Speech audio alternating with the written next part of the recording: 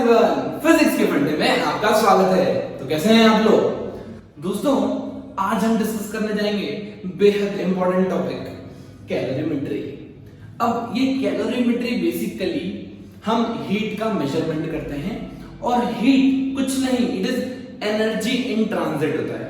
बच्चों, हीट का कोई सिग्निफिकेंस नहीं है अगर वो फ्लो नहीं हो रही है। जब भी एनर्जी फ्लो होती है हम उसे हीट बोलते हैं, ठीक है। और आपको पता है heat always flow from higher temperature to lower temperature, ठीक है। चलिए, अब इसको स्टार्ट करने के पहले कुछ बेसिक बेहद इंपॉर्टेंट पॉइंट्स हमें डिस्कस करना होंगे ताकि आपकी कंसेप्चुअल क्लैरिटी एनहांस हो।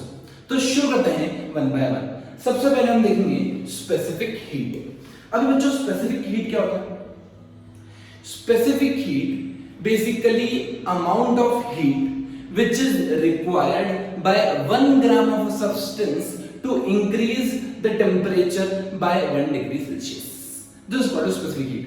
अब specific heat को डिफाइन करते हैं S से, और ये बेसिकली प्रॉपर्टी है एक सब्सटेंस की। जैसे पानी ले लीजिए या कोई लिक्विड ले लीजिए, कोई मटेरियल ले लीजिए, ठीक है, उसकी ये प्रॉपर्टी है। अब इसका फॉर्मूला किताबों में डायरेक्ट लिखा होता है, आपको रट लेते हैं बच्चे, लेकिन आप फील के साथ समझिए ऐसा होता क्यों है। यहाँ पे क्या है? Amount of heat required by 1 gram substance by 1 degree centigrade. इसको क्या बोलते हैं? Specific heat. चलिए, तो मैं लिख लेता हूं यहां पे कि मैंने क्यू हीट दी, ठीक है, क्यू हीट दी, तो बेसिकली स्पेसिफिक हीट हो जाएगा एस। कितने के लिए? 1 ग्राम सब्सटेंस के लिए 1 डिग्री सेंटीग्रेड टेम्परेचर बढ़ाने के लिए, ठीक है। अब मान लीजिए हमको 1 डिग्री टेम्परेचर नहीं बढ़ाना, 10 डिग्री बनाना है, तो क्या 10 का मल्टीप्लाई करना पड़ेगा। अगर मुझे डेल्टा टी टेम्परेचर बढ़ाना है तो क्या डेल्टा टी टेम्परेचर का मल्टीप्लाई करना होगा? बिल्कुल सही बात है। तो ये अमाउंट ऑफ हीट रिक्वायर्ड है for 1 gram and 1 degree increase in temperature, ठीक है। For delta T increase in temperature, अगर मेरे को डेल्टा टी इंक्रीज करना है तो जो हीट रिक्वायर्ड होगी वो एस डेल्टा टी होगी, राइट। अब ये किसके लिए? Basically for 1 gram of body by delta T temperature, ठीक है। चलिए, अब मान लीजिए 1 ग्राम नहीं लिया मैंने, m ग्राम ले लिया, ठीक है। 10 ग्राम, 20 ग्राम, 5 ग्राम, कुछ भी ले सकते हो। तो वहां पर जो q की वैल्यू जाएगी जो वो जाएगी m into s into delta T. Books में डायरेक्ट फॉर्मूला गिवन होता है, बट आपको फील के साथ समझ में आना चाहिए कि हाँ भाई m s delta T formula हम डिराइव कर सकते हैं। और कैसे डिराइव कर सकते हैं? स्पेसिफिक हीट की दबाव है। स्पेसिफिक हीट इंपॉर्टेंट क्वांटिटी है, आपको याद रखना है, समझ में आनी चाहिए। अब देखिए, कुछ इंपॉर्टेंट चीज आपको याद होनी चाहिए, एज इट इज याद होनी चाहिए। बुक्स में गिवन होती है और एग्जामिनेशन में कई बार गिवन नहीं होती है वैल्यूज, तो वो वैल्यूज आपको याद होनी चाहिए। अब एक चीज आपको समझ में आनी होगी कि यार ये जो स्पेसिफिक हीट है, स्पेसिफिक हीट की अगर मैं यूनिट की बात करूं तो ये तो एनर्जी है, जूल, ये मास है, ग्राम, ठीक है। यूजुअली केजी में लेते हैं ऐसे यूनिट में, और सीजीएच यूनिट में, ग्राम में लेते हैं, और ये डेल्टा टी केल्विन में है ना। तो मैं लिख सकता हूं उसको, जो एस की यूनिट है वो क्या होगी? जूल पर केजी पर डिग्री सेंटीग्रेड या पर केल्विन, ठीक है, कुछ भी लिख सकते हैं। अच्छा, ऐसे यूनिट की बात करेंगे तो केल्विन ही लिखेंगे, है ना। लेकिन जो मोर कॉमनली यूज्ड टर्म है बच्चों वो है कैलोरीज में। काय में है वो? कैलोरी। तो इसको हम कैलोरी पर ग्राम पर डिग्री सेंटीग्रेड भी लिखते हैं, ठीक है। ये ज्यादा कॉमनली यूज्ड टर्म है कैलोरी वाली। अब अपन ने कैलोरी की बात पहले कर चुके हैं। जो कैलोरी डिफाइन करते हैं वो भी ऐसे ही डिफाइन करते हैं, the amount of heat required by 1 gram of water. बस थोड़ा सा चेंज हो जाता है, सब्सटेंस की जगह आ जाता है वाटर, बस। तो ये डेफिनेशन जो स्पेसिफिक हीट की है वही डेफिनेशन काय में कन्वर्ट हो जाती है बच्चों? कैलोरी में, 1 कैलोरी, ठीक है। तो amount of heat required by 1 gram of water by increasing the temperature by 1 degree, तो सही है, लेकिन इसको मोर प्रिसाइजली हम 14.5 टू 15.5 डिग्री सेंटीग्रेड लेते हैं। क्यों ये कब लेते हैं बच्चों? जब हम कैलोरी डिफाइन करते हैं। अगर मुझे 1 कैलोरी डिफाइन करना है, एनर्जी यूनिट डिफाइन करना है, तो मैं ऐसे डिफाइन करता हूं उसको 14.5 टू 15.5। आया? चलिए, तो कैलोरी की बात हम ऑलरेडी पहले कर चुके हैं, अब हम यहाँ पे स्पेसिफिक हीट पे फोकस करते हैं।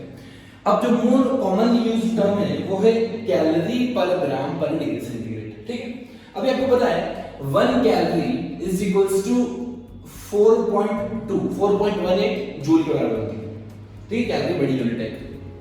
अच्छा, अब कुछ इंपॉर्टेंट पॉइंट बच्चों नोट कर लो, बहुत बहुत इंपॉर्टेंट। स्पेसिफिक हीट वाटर की होती है 1 कैलोरी पर ग्राम पर डिग्री सेंटीग्रेड, ठीक है। अब जितनी भी चीज लेंगे हम वो कैलोरी पर ग्राम पर डिग्री सेंटीग्रेड में ही लेंगे। अगर कोई मुझसे जूल में पूछे तो basically just multiply with 4.2। Specific heat of water होता है 1 कैलोरी पर ग्राम पर डिग्री सेल्सियस, राइट। अब स्टैंडर्ड यूनिट तो यही होती है जो यूजुअली हम यूज करते हैं कैलकुलेशंस में, न्यूमेरिकल्स में। तो आप सिर्फ एक यूनिट में याद रखो, बाकी सब आप कैलकुलेट कर सकते हो। जैसे मान लो आपको जूल में निकालना हो तो बेसिकली 4.2 का मल्टीप्लाई कर दीजिए, so it will be 4.2 joule per gram पर डिग्री सेल्सियस। फिर आपको किलो कैलोरी में निकालना हो, किलो जूल में निकालना हो, किलोग्राम में निकालना हो, तो अकॉर्डिंगली आप यूनिट चेंज कर सकते हैं, लेकिन उसके लिए आपको अलग अलग वैल्यूज याद रखने की जरूरत नहीं है। सिर्फ वाटर का याद रखिए, वाटर का होता है 1 कैलोरी पर ग्राम पर डिग्री सेल्सियस। सिमिलरली आप आइस और स्टीम का भी याद रखिए बच्चों, वेपर का वो 0.5 कैलोरी पर ग्राम पर डिग्री सेल्सियस होता है। ये दो वैल्यूज स्टैंडर्ड है, आपको याद रखना है, क्लियर। अब बात करेंगे अगली important terminology, molar specific heat.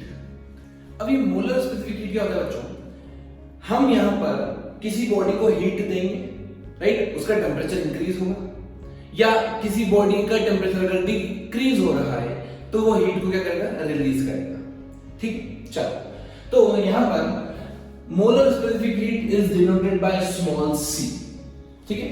Convention है, आप अलग अलग बुक के हिसाब से अलग अलग हो सकता है, लेकिन आप स्टैंडर्ड यूज करें तो ही अच्छा है। तो small C denotes molar heat capacity. This is the amount of heat required by 1 mole of substance by increasing its 1 degree temperature. इसका मतलब यहाँ पर जो था डेफिनेशन वो सेम है, यहाँ ग्राम की जगह सिर्फ और सिर्फ क्या चेंज हो गया बच्चों, मोल हो गया, बस बाकी कुछ नहीं हुआ। इसका मतलब वही कहानी यहाँ पर भी होगी कि अगर मुझे हीट कितनी देनी पड़ेगी, अगर मैं डेल्टा क्यू की बात करूं, हीट सप्लाई की बात करूं, या क्यू की बात करूं, तो Q is equals to C होगा। कब? जब मैं 1 मोल की बात करूंगा and I will increase the temperature by 1 degree Celsius. अगर मैं किसी सब्सटेंस का 1 मोल का 1 डिग्री टेंपरेचर बढ़ाना है तो मुझे जो हीट लगेगी वो स्मॉल सी के बराबर होगी, और उसी को बोलता हूं मैं molar heat capacity, right. Okay, अब वही बात, अगर मुझे 1 मोल को डेल्टा टी टेंपरेचर बढ़ाना है तो क्या सी डेल्टा टी यूज होगा फॉर 1 मोल। अगर मैं n मोल्स की बात करूं तो ये जाएगा Q equals to nc delta T, right. So C की वैल्यू आप यहां से लिख सकते हैं Q बाय n डेल्टा टी। मैं ऐसा यूनिट की बात करूं तो इसके जूल पर मोल पर डिग्री सेल्सियस, या केल्विन, आप केल्विन भी यूज कर सकते हैं, ठीक है। ऐसा यूनिट में केल्विन यूज करना चाहिए, और नॉर्मल अपन जो यूनिट्स यूज करते हैं उसमें कैलोरी डिग्री सेल्सियस यूज करते हैं, ठीक है। तो ये है हमारा molar heat capacity. Third important terminology आती है बच्चों, वो आती है हीट कैपेसिटी। अब ये हीट कैपेसिटी क्यों डिफाइन करते हैं, अगर हम किसी बॉडी की बात करें, कोई कंफाइंड बॉडी है हमारे पास, अगर उस बॉडी की बात करें तो हम यूज करते हैं हीट कैपेसिटी, ठीक है।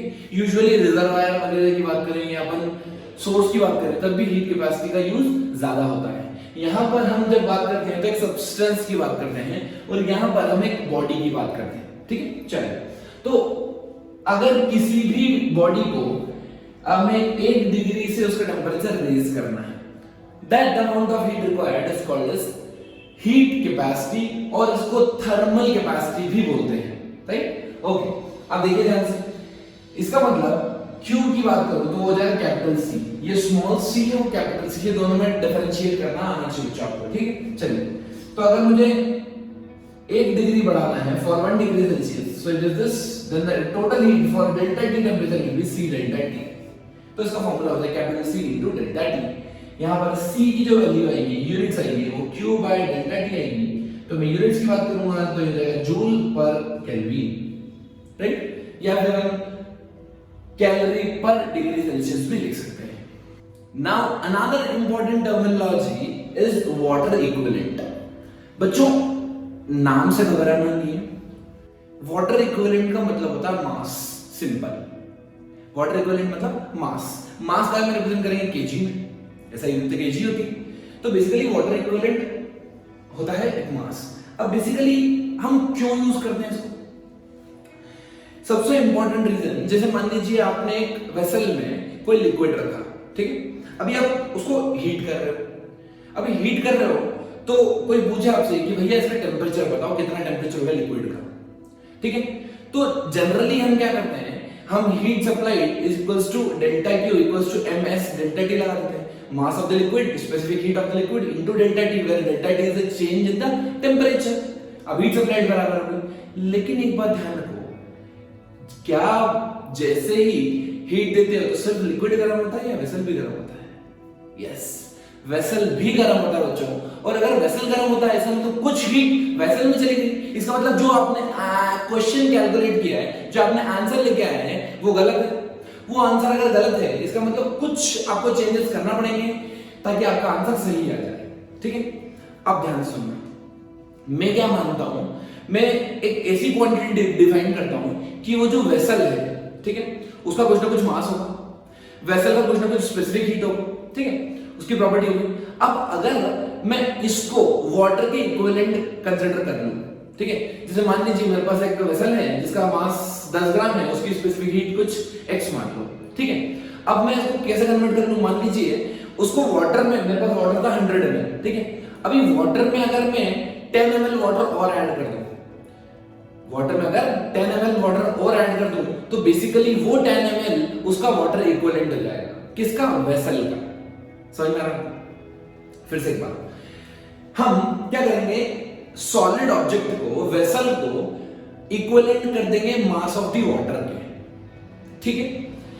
और जो इफेक्टिव मास लेंगे सिस्टम का, वो original water which is present in the vessel plus water equivalent वाला mass, that will give you total mass. तो अब आपको अलग से एनर्जी नहीं लगानी पड़ेगी कितनी वेसल ने खर्च की। हमने वेसल ने जितनी एनर्जी यूज की है उसको इफेक्टिवली मास वाटर के फॉर्म में ले लिया है और उसको बोलते हैं water equivalent. If the thermal capacity of a body is expressed in terms of the mass of the water, ठीक है, चलिए, this is called as water equivalent and it is represented by W.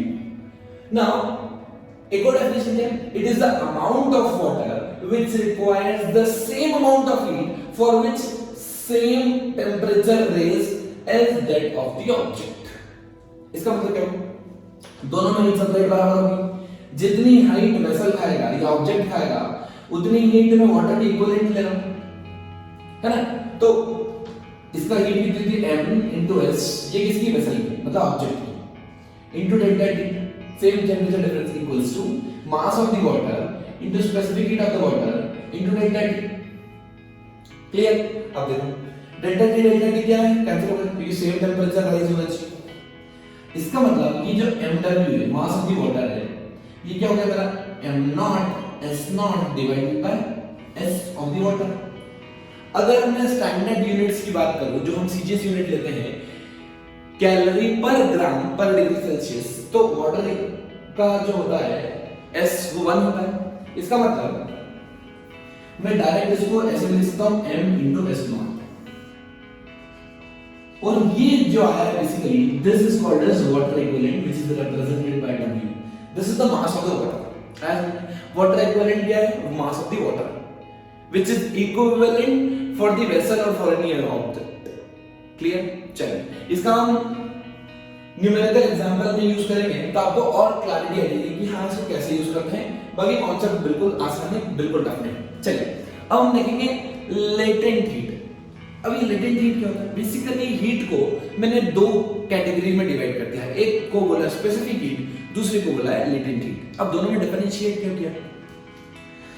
मान लीजिए कि मैंने किसी body को heat दिया, तो क्या बॉडी का टेम्परेचर चेंज होता है? बिल्कुल चेंज होता है। लेकिन आपको ऐसा पता होगा कि अगर मैं आइस को बहुत टेम्परेचर दे देता हूँ, हीट दे देता हूँ, तो क्या आइस पिघल जाती है? राइट? तो वहां पे फेज का ट्रांजिशन होता है, राइट? सॉलिड से लिक्विड या लिक्विड से गैस, गैस से लिक्विड या लिक्विड से सॉलिड, ये जो फेज ट्रांजिशन होता है, इसमें जो हीट यूज होती है बच्चों, उस हीट को बोलते हैं लेटेंट हीट। अभी लेटेंट हीट क्यों बोलते हैं? लेटेंट हीट का एक खास बात होती है कि आप हीट तो दे रहे हो, लेकिन टेम्परेचर में कोई चेंज नहीं हो रहा है। समझ रहे हो? मतलब आप किसी बॉडी को हीट दे रहे हो, किसी ऑब्जेक्ट को हीट दे रहे हो, और उसका टेम्परेचर ही कांस्टेंट है। इसीलिए हमने एक नई हीट डिफाइन की, लेटेंट हीट। और जब भी फेज चेंज होगा, जब भी बॉडी एक ट्रांजिशन से दूसरे फेज में ट्रांजिशन करेगी, तब डेफिनेटली जो हीट यूज होगी वो स्पेसिफिक हीट कहलाएगी। और अगर टेम्परेचर इंक्रीज हो रहा है बॉडी का, तो उस हीट को बोलेंगे specific heat. Clear? Okay. Now so the specific heat is represented bye L, the heat supplied to a system which changes its state at a constant temperature is called latent heat. आप constant temperature के ऊपर underline कर सकते हैं, ठीक? अब देखिए latent heat को हमने दो कैटेगरी में डिवाइड किया है। एक है मेरे पास latent heat of fusion और दूसरा है latent heat of vaporization। अभी latent heat of fusion क्या है? latent heat of fusion क्या है? The heat supplied to a system when it changes its state from solid to liquid or liquid to solid at a particular pressure and at their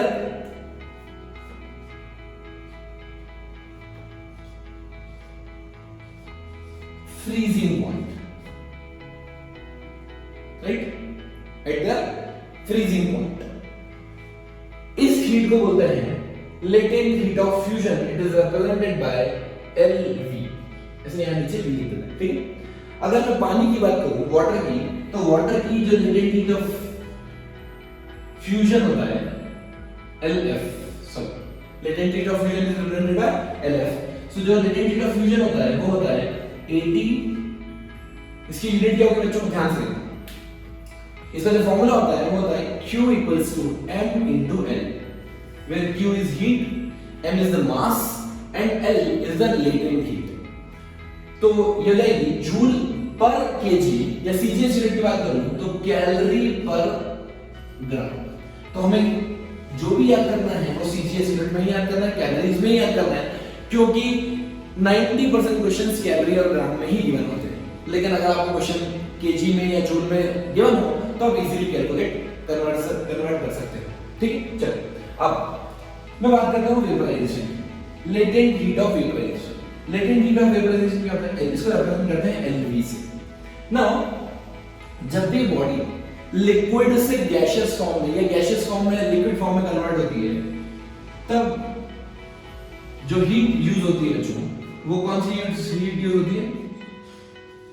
latent heat of vaporisation, right? यहां भी transition के time पर temperature constant होता है, pressure हम 1 atm मान के चलते हैं, और ये पूरी गतिविधि होती है बॉइलिंग पॉइंट पे, उस पर्टिकुलर बॉडी की बॉइलिंग पॉइंट पे, राइट? ना अगर मैं लेटेंट हीट ऑफ वेपराइजेशन की बात करूं वाटर के लिए, तो वो होता है 540 कैलोरी पर ग्राम।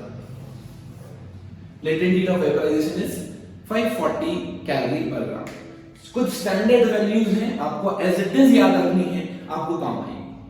तो आइए बच्चों, अब हम देखेंगे कि अगर मैं किसी बॉडी को हीट देता हूं, कंटिन्यूअसली हीट देते जा रहा हूं, देते जा रहा हूं, देते जा रहा हूं, देते जा रहा हूं, मान ही नहीं रहा हूं, देते जा रहा हूं, तो क्या होगा? ऐसे बहुत सारी बॉडीज की स्टडी हम कर सकते हैं और बहुत सारा टाइम हम वेस्ट कर सकते हैं, लेकिन हमारे सिलेबस में सिर्फ और सिर्फ वाटर के बारे में डिस्कशन है, तो हम सिर्फ वाटर के बारे में डिस्कशन करेंगे। एक एक चीज आपको समझते चलना है, एक एक चीज बहुत कंसेप्चुअल क्लियर हो जाएगी, मजा आ जाएगा आपको। चलो शुरू करते हैं। मान लीजिए मेरे पास कोई वाटर है जिसका टेम्परेचर -10 डिग्री सेल्सियस। इसका मतलब वाटर तो होगा नहीं, ये क्या होगा बच्चों, आइस होगा। तो आपको ये चीज समझ में आ गई कि ये है आइस, ठीक है। This form of water only, different form of water. आपको पता है जब आइस क्या है, एक सॉलिड फॉर्म किसका, वाटर का। बहुत बढ़िया। अब देखो, अब मैंने किया है इसको हीट करने के बाद मुझे पता पड़ा है कि यार इसका टेम्परेचर इंक्रीज हो रहा है। क्या हो रहा है, टेम्परेचर इंक्रीज हो रहा है, बड़ा बड़ा बड़ा बड़ा बड़ा। ऐसा नहीं होगा कि मैंने हीट दिया पानी बदल दिया, नहीं। ये कब तक हीट लेता रहेगा, जब तक ये 0 डिग्री आइस ना बन जाए। 0 डिग्री सेल्सियस आइस ना बन जाए, ये चीज ध्यान रखना, ठीक है। इसका मतलब इस फेज में टेम्परेचर हो रहा है इंक्रीज, ठीक। अब मैं क्या करूं, तो हीट देते यार, मैं मान ही नहीं रहा हूं। हीट दी हीट दी हीट दी हीट दी हीट दी हीट दी, तो बेसिकली क्या हुआ, यहां हीट दी तो ये बन गया 0 डिग्री वाटर। अभी आप बोलोगे यार ऐसा कैसे, हीट दे रहे हो टेम्परेचर इंक्रीज नहीं हो रहा है। यस, यहां पर जो हीट यूज होगी वो स्पेसिफिक हीट नहीं होगी। कौन सी होगी बच्चों, लेटेंट हीट। शाबाश, लेटेंट हीट फेज का ट्रांसफर कर देती है, ट्रांजिशन करती है, फेज चेंज कर देती है। तो यहां पर टेम्परेचर रहा मेरा कांस्टेंट, यहां पर टेम्परेचर इंक्रीज हुआ, वहां पर टेम्परेचर रहा कांस्टेंट। बहुत बढ़िया। अब ध्यान से देखो, फिर मैंने इसको हीट दी हीट दी हीट दी हीट दी हीट दी, कितना हीट दी, जब तक ये 100 डिग्री बन नहीं गया, तो ये बन गया 100 डिग्री। अब ये 100 डिग्री पे क्या है बच्चों, ये वाटर ही है। 100 डिग्री पे क्या है, वाटर। तब आपको दिखा और यहां से यहां तक क्या हो रहा है, टेम्परेचर इंक्रीज हो रहा है, ठीक। फिर मैंने क्या किया, हीट दी हीट दी हीट दी हीट दी, ये हो गया 100 डिग्री वेपर बन गया। क्या बन गया बच्चों, वेपर, ठीक बात। अब ये वेपर बन गया है, इसका मतलब इस फेज ट्रांजिशन में टेम्परेचर रहा कांस्टेंट और फेज का ट्रांजिशन हो गया लिक्विड से बन गया ये सॉलिड, लिक्विड से बन गया ये वेपर। लिक्विड से क्या बन गया बच्चों, वेपर बन गया। आप देखो ध्यान से, यहां पर फिर मैंने इसको हीट दिया, अभी क्या हुआ, अब इस वेपर फॉर्म में अब तो कुछ हो नहीं सकता, अब सिर्फ इसका टेम्परेचर इंक्रीज हो जाएगा, सिर्फ टेम्परेचर इंक्रीज हो जाएगा। आपको फाइनल टेम्परेचर कुछ भी मान लीजिए, 100 अबव कुछ भी मान सकते हैं, 110 120 130 कुछ भी मान सकते हैं, ठीक है। चलिए, वो उस फॉर्म में वेपर ही रहेगा। अब आपको समझ में आ रहा होगा कि यहां पर टेम्परेचर इंक्रीज हो रहा है। जहां भी टेम्परेचर इंक्रीज होता है तो वहां पे कौन सी हीट लगती है बच्चों, स्पेसिफिक हीट। तो यहां पर लगी मेरी स्पेसिफिक हीट, यहां पर लगी मेरी स्पेसिफिक हीट, यहां पर लगी मेरी स्पेसिफिक हीट, ठीक है। लेकिन जहां जहां पर टेम्परेचर कांस्टेंट होता है वहां पे लगती मेरी लेटेंट हीट। तो यहां पे लगी मेरी लेटेंट हीट, यहां पे लगी मेरी लेटेंट हीट, ठीक है। तो बेसिकली आप लेटेंट हीट कैसे कैलकुलेट करते हैं, m into L। ये कौन सा है, फ्यूजन। और ये कौन सा बच्चों, m into L, ये लेटेंट हीट ऑफ वेपराइजेशन। पानी की बात करेंगे, this is 80 and this is 540 calorie per gram. Now जब स्पेसिफिक हीट की बात करता हूं तो फॉर्मूला आता है ms डेल्टा t, राइट। और यहां पे ये वाटर है तो वाटर का निकालेंगे हम 1। सिमिलरली यहां पे लेंगे ms डेल्टा t, तो s कितना लेंगे 0.5। याद आया बच्चों, क्योंकि आइस और स्टीम का 0.5 होता है। और यहां पे भी लेंगे ms डेल्टा t, s की वैल्यू लेंगे 0.5, तो n डेल्टा t by 2 है, ठीक है। लेकिन ध्यान रखना मैंने वैल्यूज कैलोरी में पुट की है, ग्राम में पुट की है, ठीक है। आपको भी ऐसे ही करना है, कैलोरी और ग्राम में ही पुट करना है वैल्यूज, वरना आप कैलकुलेशन मिस्टेक कर जाओगे। अब देखो, अब ये पूरी सिनेरियो को मैं आपको एक ग्राफ पे बना के दिखाता हूं और उस ग्राफ में क्या क्या पॉइंट इंपॉर्टेंट है, क्या क्या चीज पे ध्यान रखना है वो भी बताऊंगा। बड़ा मजा आएगा, ध्यान से सुनते चलना। तो हम ड्रॉ करते हैं graph, temperature versus heat supplied, ये टेम्परेचर वर्सेस टाइम का। तो यहाँ एक्स एक्सिस पे दे रहा हूं मैं हीट, या फिर आप टाइम भी ले सकते हैं, और वाई एक्सिस पे दे रहा हूं मैं टेम्परेचर। क्या ठीक, चलिए अब देखिए, सबसे पहले मैं मान रहा हूं ऐसा कि -10 degree Celsius, right. -10 degree Celsius है, मतलब लगभग मेरा ये यहां से स्टार्ट होगा नीचे से। अब मैं क्या कह रहा हूं, हीट दे रहा हूं, हीट देते जा रहा हूं, हीट बढ़ती जाती है, हीट आगे जाती है ना। हीट बढ़ती कब तक, 0 डिग्री सेल्सियस तक। तो मैंने इसको हीट दिया कुछ ऐसे यहां से, ठीक है। अब ये 0 डिग्री आइस क्या में कन्वर्ट होगा बच्चों, 0 डिग्री, ये -10 डिग्री आइस क्या में कन्वर्ट होगा 0 डिग्री आइस में, ठीक है। -10 डिग्री आइस क्या में कन्वर्ट होगा 0 डिग्री आइस में, ठीक। अब अभी 0 डिग्री आइस से 0 डिग्री वाटर में जाना, तो ये टेम्परेचर नहीं बढ़ेगा बिल्कुल भी, और ये हीट सप्लाई करते आ रहे हैं तो हीट बढ़ती है, लेकिन टेम्परेचर में कोई चेंज नहीं आया है। ठीक, ओके। अब जैसे कि यहां पहुंच गया 0 डिग्री वाटर पे, अब मैं हीट दे रहा हूं, हीट दूंगा मैं तो आपको दिखेगा कि ये टेम्परेचर बढ़ा। कब तक बढ़ेगा? ये हो जाएगा मेरा 100 डिग्री तक, 100 डिग्री तक टेम्परेचर बढ़ा। अब 100 डिग्री के बियॉन्ड जैसे ही मैं 100 डिग्री से ज्यादा हीट देता हूं तो 100 डिग्री पे आने के बाद मैं इसको हीट सप्लाई करता हूं तो इसका फेज चेंज होगा, ठीक है। और फिर यह आ जाएगा मेरा 100 डिग्री वेपर। फिर क्या होगा? फिर बढ़ते जाएगा इससे, ठीक है। तो जहां जहां आपको इस कर्व में हॉरिजॉन्टल लाइन दिख रही है, बेसिकली ये क्या रिप्रेजेंट कर रही है? कौन सी हीट मेरी? यहां पे कौन सी हीट यूज हो रही होगी? मेरी लेटेंट हीट। यहां पे लेटेंट हीट ऑफ वेपराइजेशन और यहां पर लेटेंट हीट ऑफ फ्यूजन, ठीक, ये चीज में। तो ग्राफ कुछ इस तरीके का होता है। अब क्या इंपॉर्टेंट पॉइंट है जो आपको ध्यान रखना है बच्चों? पहली इंपॉर्टेंट चीज तो ये कि ये वाला जो सेगमेंट है और ये वाला सेगमेंट है, इसमें बड़ा कौन बनेगा? ये होगा कंफ्यूजन आपको। तो बेसिकली वो यहां देखेंगे, अभी हीट कितनी सप्लाई करी? m into Lf, और यहां पे कितनी हो रही है? m into Lv। तो ये m into 80 और ये होगा m into 540। कौन सा ज्यादा दिख रहा है? इसका मतलब इस वाले केस में हीट ज्यादा सप्लाई करना पड़ रही है, तो मैं जो हॉरिजॉन्टल लाइन बनाऊंगा वो लॉन्गर बनाऊंगा in comparison to this. Clear? दूसरा इंपॉर्टेंट पॉइंट, यहां पर अगर आप देखेंगे तो ये लाइन कुछ एंगल बना रही होगी। ये मैं मान लेता हूं ये θ1 बनाया, ये एंगल बनाया θ2 और ये एंगल बनाया θ3, ठीक। अब ये एंगल θ1 θ2 θ3 में कौन बड़ा कौन छोटा कैसे निकालेंगे? सिंपल है, लॉजिक है, कोई टफ नहीं। तो हम लॉजिक ढूंढते हैं कि हमने ग्राफ बनाया है टेम्परेचर वर्सेस हीट में, राइट। अब मैं स्पेसिफिक हीट की बात करूं तो ms delta t ms delta t ms delta t की बात करूं तो ध्यान से देखिए डेल्टा q होता है मेरा ms डेल्टा t, राइट। जब भी मैं स्लोप की बात करता हूं बच्चों तो y coordinate divided by x coordinate, यही तो होता है मेरा slope. Delta y by dx dy by dx, याद है आपको स्लोप? dy बाय dx किसी भी x और y के फंक्शन को या y और x के फंक्शन को डिफरेंशिएट कर दो, जो y एक्सिस पे होगा वो न्यूमरेटर में रखना और जो x एक्सिस पे होगा वो डिनोमिनेटर में रखना, सिंपल है ना। तो आपको dy बाय dx मिल जाएगा। अब देखो यहां पर टेंपरेचर y एक्सिस में, इसका मतलब मैं ऐसे लिख सकता हूं उसको 1/ms is equals to delta t by delta q। बोलो बोलो बोलो बोलो, delta t by delta q। इसका मतलब जो स्लोप है क्या वो inversely proportional to specific heat है?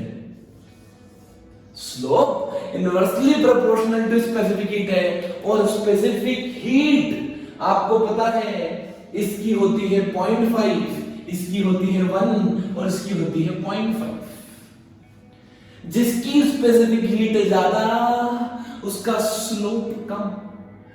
तो आपको यहां से थोड़ा डायग्राम में थोड़ा फील भी आ रहा होगा कि मैंने ये जो लाइन है, ये वाली लाइन थोड़ी एलिवेटेड ही बनाई है, क्योंकि मेरे को पहले से ही पता था आंसर कि ऐसा होने वाला है। बस आपको फील देता रहूं, एग्जामिनेशन में भी गलती मत करना, दूसरों को भी सिखाना कि भाई इन तीनों के स्लोप सेम नहीं होते हैं। स्लोप आइस और वाटर वाले पार्ट का, आइस और वेपर वाले पार्ट का ज्यादा होता है। जो ये वाटर ट्रांजिशन है, मतलब 0 डिग्री वाटर से 100 डिग्री वाटर है, इसका स्लोप कम होता है। तो हम यहां पे लिख सकते हैं कि θ3 is approximately equal to θ1 which is greater than θ2। I hope दोस्तों आपको एक एक चीज एकदम क्रिस्टल क्लियर हो गई होगी, और इसके ऊपर बेस्ड आप न्यूमेरिकल्स भी बहुत आसानी से कर पाएंगे। वो कैसे न्यूमेरिकल देते हैं? एकदम हल्के वाले आपको दे देंगे कि भाई मेरा आइस का -5 डिग्री पे था, या कुछ भी 10 डिग्री पे था यहाँ पे, अब यहां से यहां जाने में या यहां से यहां जाने में कितना हीट लगेगी।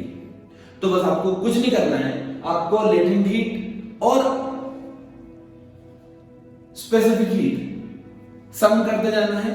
जितनी भी हीट यूज्ड हो आपका आंसर बहुत आसानी से आ जाएगा, बिल्कुल भी डिफिकल्टी नहीं आने वाली आपको, अगर आपको कॉन्सेप्ट पता है तो। क्लियर बच्चों?